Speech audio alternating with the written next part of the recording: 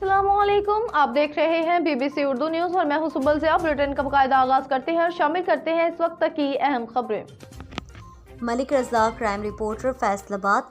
समंदरी district sports officer miss Sajida Latif के ज़ेर निगरानी आज पाकिस्तान आर्मी के national football camp program under 16 के तहत आज 448 गाँव पे Lasharan ground football under 16 team talent hunt trial हुए, जिसमें फुटबॉल के नौजवान खिलाड़ी ने भरपूर शिरकत की। मुंतखब होने वाले खिलाड़ियों को सिलेक्ट करके पहले तहसील लेवल पर मैच करवाए गए। इनसे सिलेक्ट होने वाले खिलाड़ियों को डिस्ट्रिक्ट लेवल पर सिलेक्ट करके खेला जाएगा।